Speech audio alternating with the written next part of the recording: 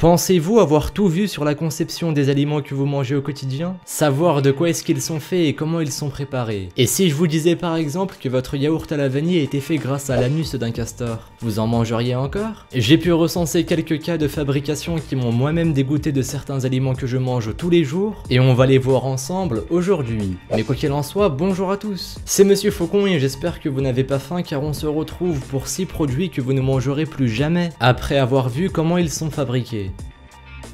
Numéro 6. On commence gentiment avec la fabrication des jus d'orange que l'on peut retrouver dans les supermarchés, et plus précisément les jus d'orange concentrés. La fabrication du jus d'orange concentré suit un procédé de déshydratation pour enlever toute trace d'eau du jus, afin de ne garder qu'un liquide très visqueux et plus facilement transportable. Ce liquide est par la suite remélangé avec de l'eau pour enfin obtenir votre magnifique jus d'orange concentré. Le problème de ce processus, c'est qu'il rend le jus d'orange encore plus sucré qu'un verre de soda basique, alors que le jus d'orange est censé être un produit sain.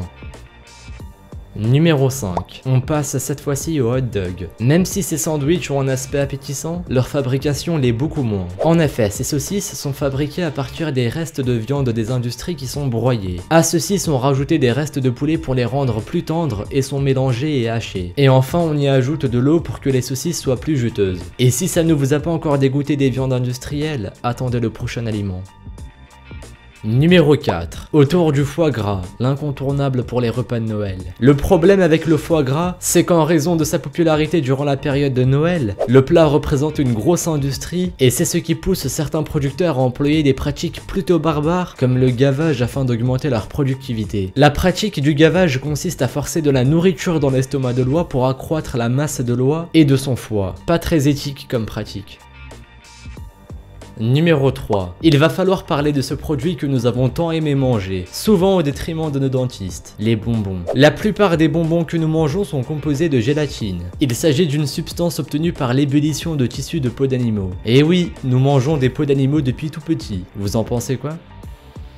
Numéro 2. Pour rester dans le sujet des bonbons, on continue avec les jelly beans. Ces bonbons sont énormément consommés par nos amis américains et également par certains youtubeurs qui en ont fait un défi. Mais ces bonbons cachent un secret de conception plutôt insolite, car ils sont recouverts d'un produit nommé shellac. Il s'agit d'un produit qui est récolté dans des branches d'arbres, mais qui est principalement utilisé pour les vernis à ongles. Un produit pas forcément bon à manger mais qui est présent dans ces confiseries.